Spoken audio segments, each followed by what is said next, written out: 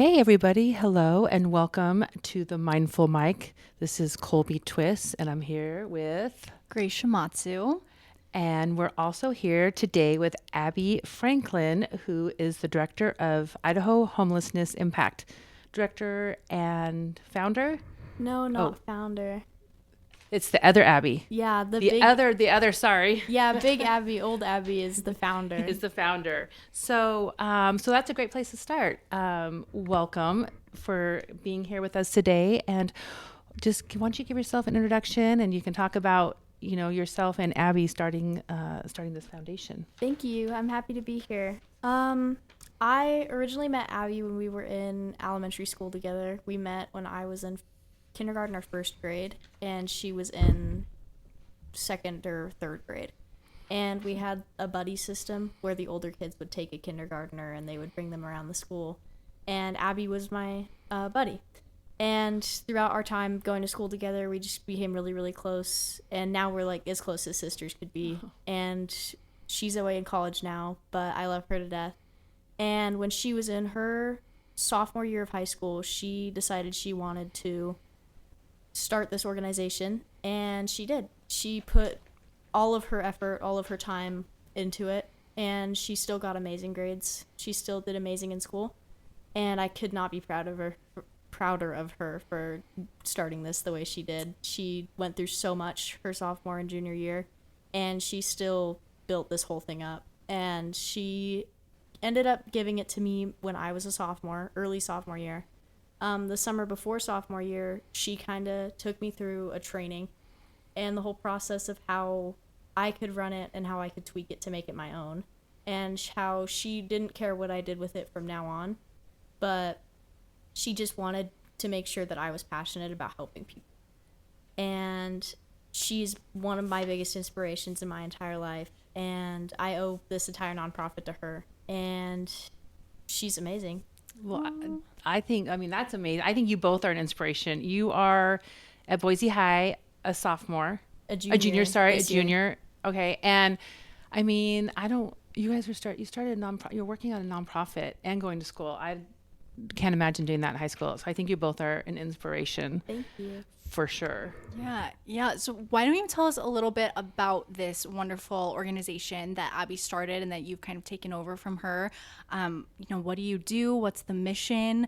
What do you offer to the community? So the Idaho Homelessness Impact's main mission is to break the stigma that homeless people are dangerous or violent or dirty, or you shouldn't help them or be around them.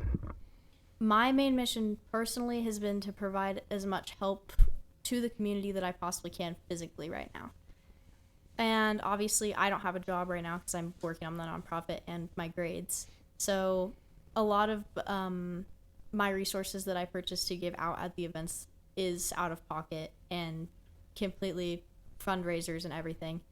But the way Abby did it is she got multiple jobs her sophomore year and paid for everything out of pocket. She put on multiple events per year and paid for everything and did as much as she possibly could physically with hygienic resources and physical like food that she possibly could to help the homeless community like right away.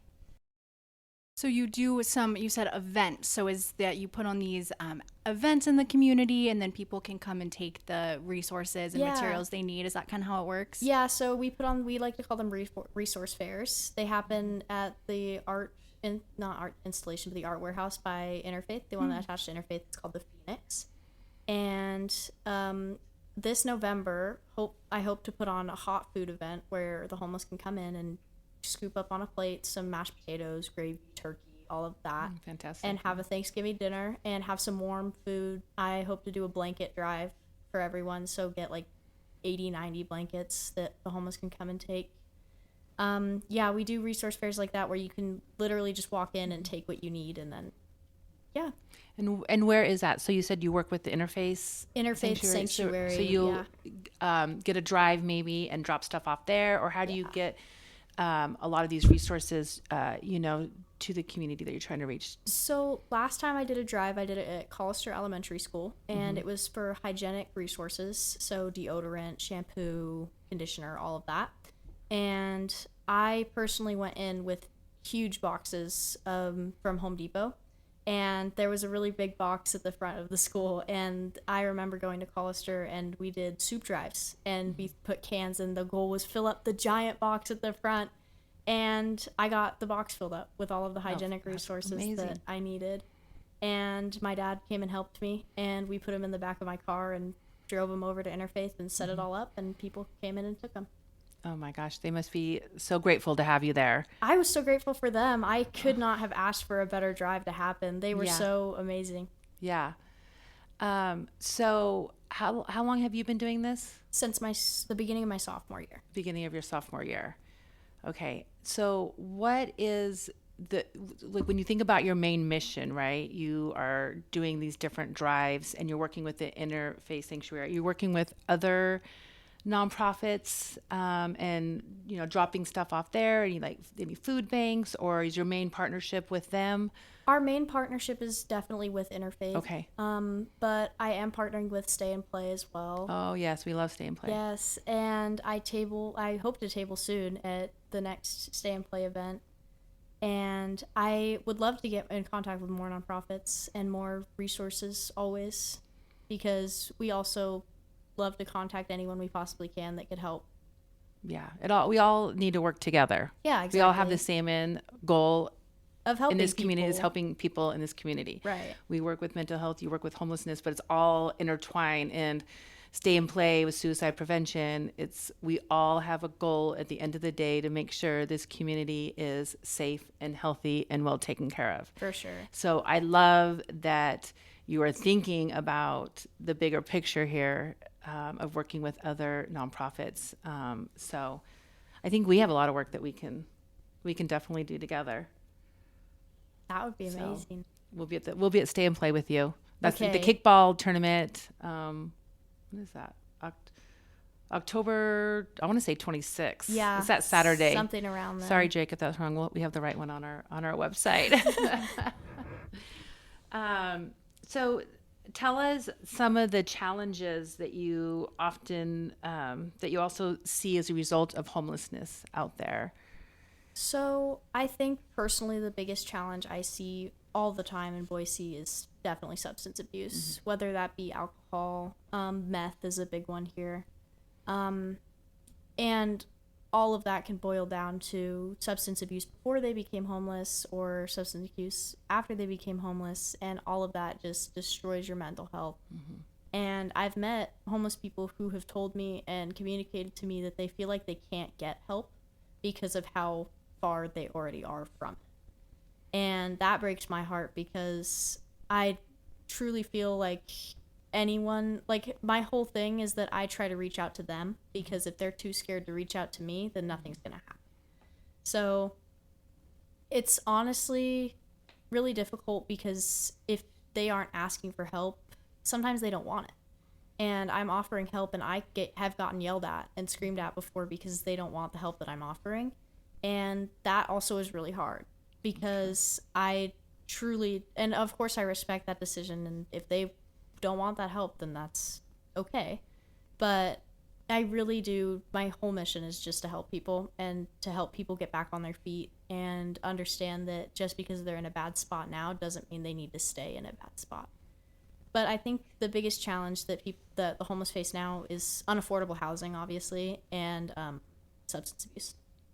Yeah. What do you see as, the biggest barriers, aside from stigma, that impacts the homeless community in terms of accessing mental health care or care for substance use issues? What are some barriers that you see out there? I think that fear within the homeless community is a big thing, because they're scared that they're going to be instantly denied that access, which isn't necessarily untrue. It's really scary, especially if you're in that bad of a situation, to go and try to ask for that help. But I think that it's really important that we make sure that we know that they can ask for that help. And I think another big obstacle is, I know I keep coming back to this, but the substance abuse is so bad. Sure. It's like the alcoholism and the drug addiction. It is horrible, and I've talked to people who are currently abusing and who have been cleaned from abusing that are still in a bad situation, and they still feel like they can't get that help and they can't properly function in society with how they have been in the past or how they are now. What's the experiences that you see when you're working with this community? As I'm listening to you talk, I'm thinking a lot about, of course, the stigma that you speak of and the fear, but also, like you mentioned, affordable housing, the cost of accessing mental health care and healthcare in general. I think about the difficulties, things that we, take for granted in our everyday lives, like having access to clean clothes and a washing machine and dryer in our houses. Hot water, Hot water, a computer to work on our job resumes to be able to afford mental health care. Do you see that as a struggle for a lot of the people in this community, and how do they find ways to overcome that, or how do you guys try to help them overcome all those moving parts? So the affordability thing has always not will always be an issue, especially with the homeless community, because being homeless, it can be extremely hard to get a job, and it can be extremely hard to write a resume even. We do offer resume writing at our events. We have a whole I saw section. that online. Sorry, Yeah, I saw it's you guys had that in incredible. your photo. That's great. Yeah, we have a whole section of tables where we have our volunteers set up to just help write resumes. Usually it's seniors or adults that we have do that, because I don't really know how to write a resume. But I do know I have volunteers that do, and we will sit down with a homeless person for however long they need, ask them about their genuine skills and everything, and print out a resume for them that they can keep and send to job applications. When Abby was still running the Homelessness Impact before I had taken it over, she did free haircuts at Interfaith for the homeless that came in, and we had one person come back and say that got me an interview Oh, fantastic. because of how more put together he looked. And I feel like that's another thing with affordability. It's really hard to make yourself look presentable in a society like today's, because it's so expensive. Like, even for anyone, it's so expensive. And it's also so upsetting how expensive healthcare is, and how if you get injured as a homeless person, it's really difficult. Like, it's really hard. If you get seriously, like, if you step on a rusty nail and you get tetanus, there's just about nothing you can do. And that affordability, in my opinion, needs to be changed as soon as possible, because those people also deserve that help. Absolutely. Yeah. And do you have a place that people can come in and speak with you and, take these classes or resumes and help out with that? Or where do you keep a lot of your stuff and house it? So I keep all of my resources that I'm not using currently either in my bedroom at home or in a storage unit. And so you meet them where they are. Yeah, literally, some days I will go out with bags. Like, this isn't even part of, like, this is obviously part of the nonprofit because I have bags with my logo on them. But which is, we do because we put up posters in Interfaith so they can recognize that, oh, this logo is theirs, so we can come to their events and feel safe. I'll go around with bags of granola bars and water bottles and hand warmers and foot warmers, and go hand them out, like 15 of them around downtown, just to help out, because it's never going to be enough.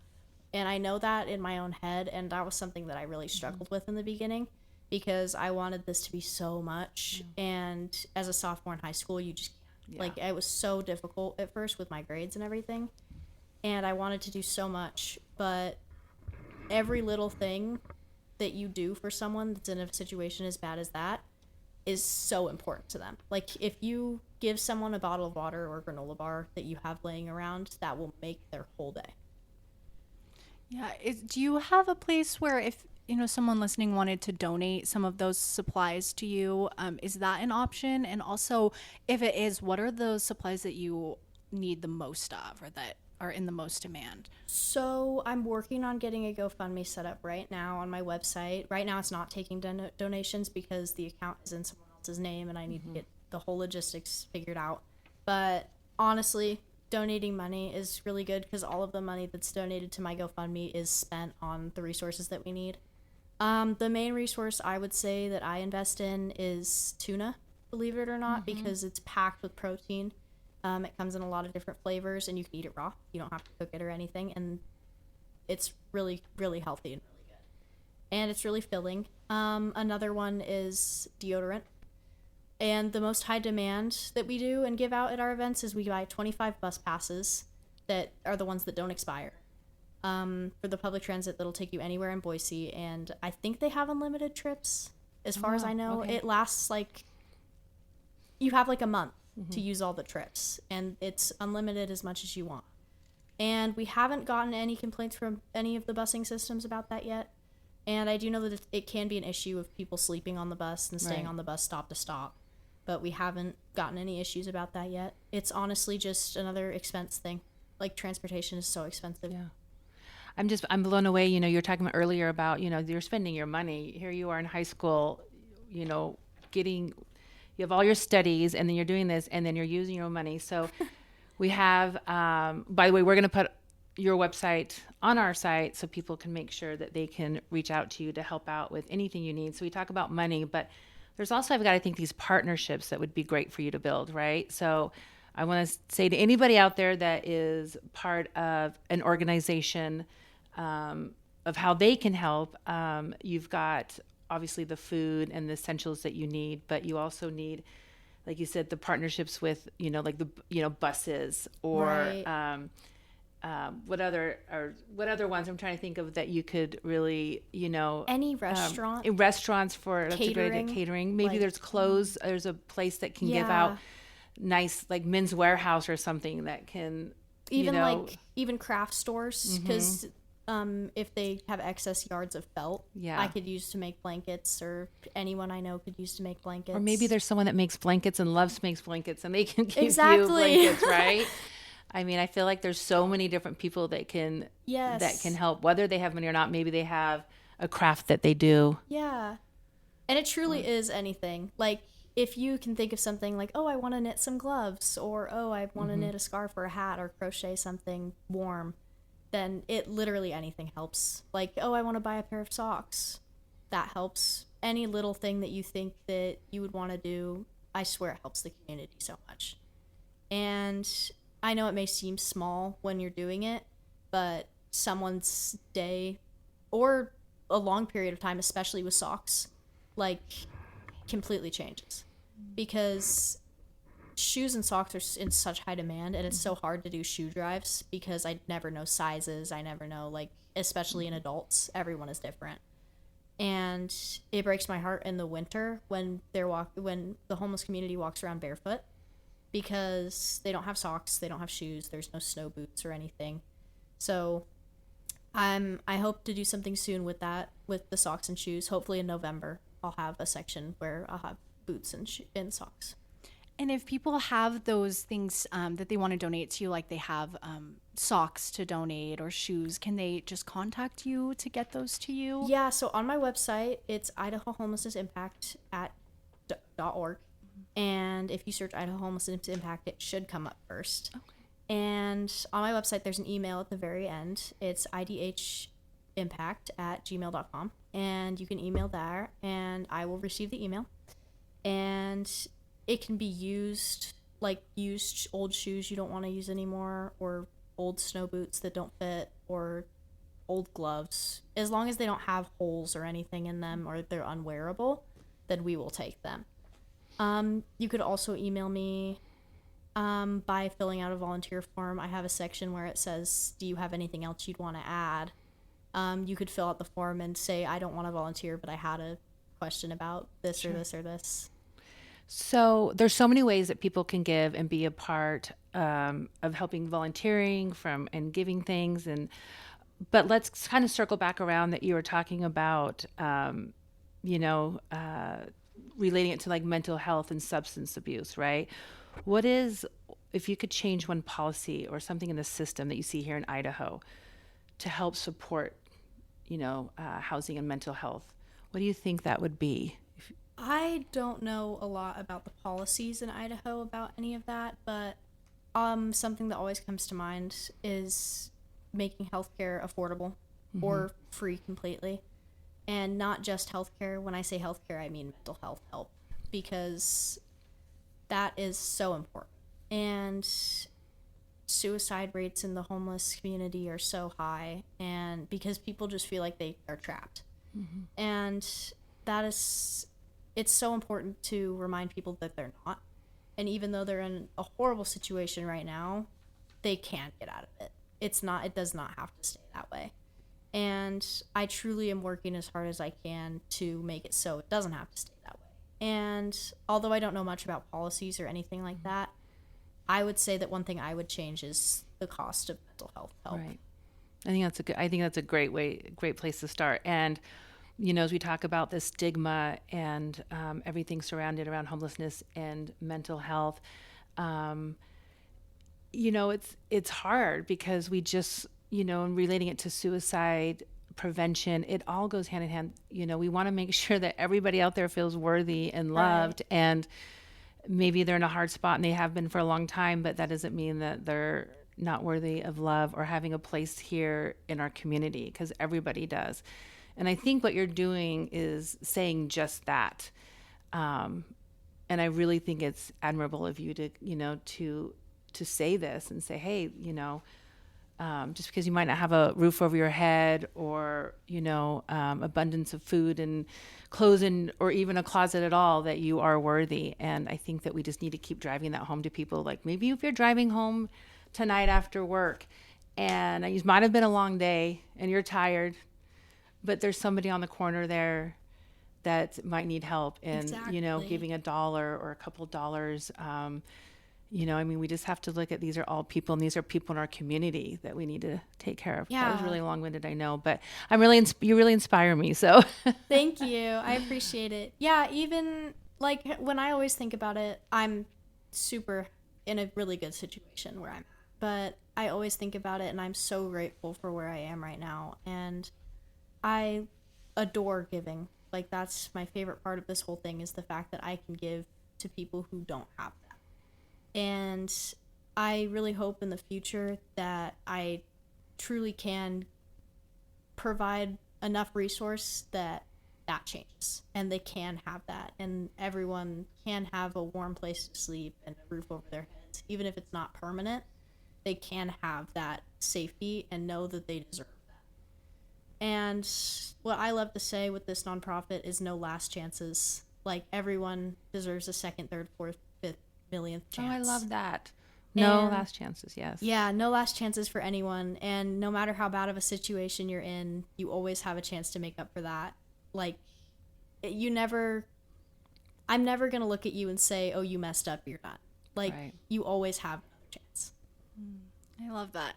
I'm wondering, what are ways that you prioritize and take care of your own mental health doing this work? Because I can imagine it's probably pretty exhausting at times, right? And can take a toll on your mental health. Yeah, it definitely can be. I would like to think of myself as a very empathetic person.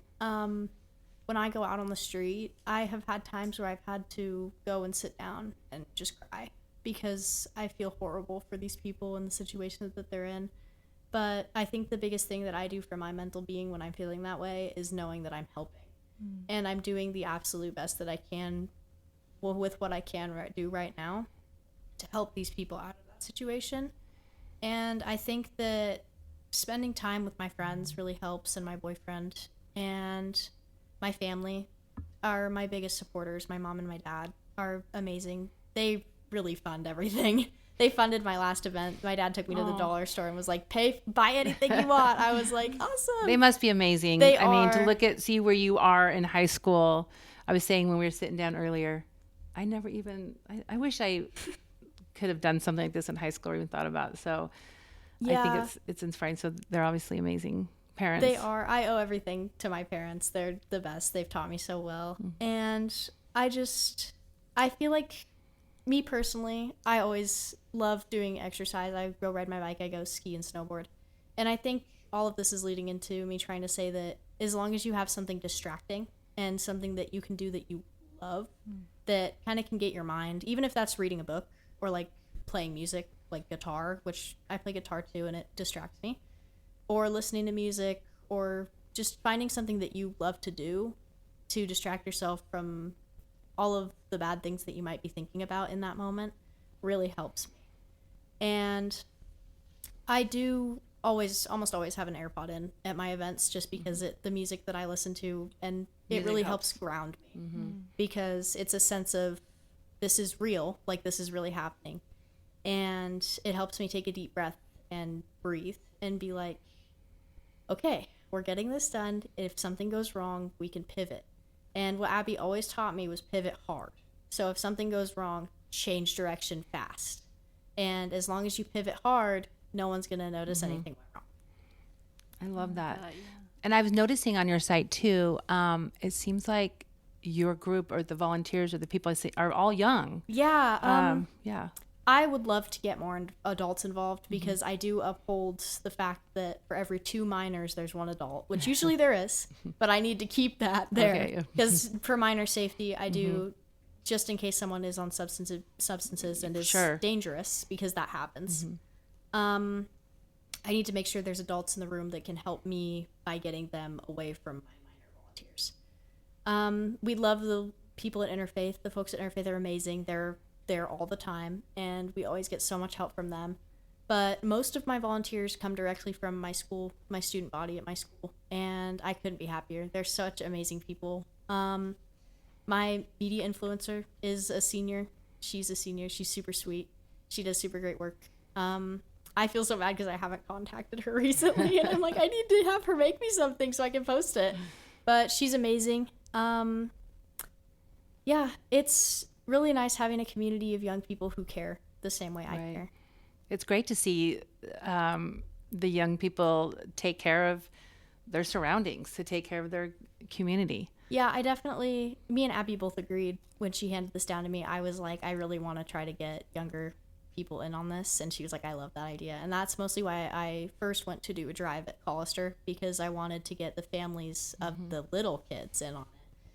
And they were all so happy about it. And I remember being young and being so passionate already about the soup drives and filling the big box, and it was so heartwarming to see all of these kids feel that same passion for that I did, and it was incredible. And I'm really glad that my community that I have already behind me is so willing to help.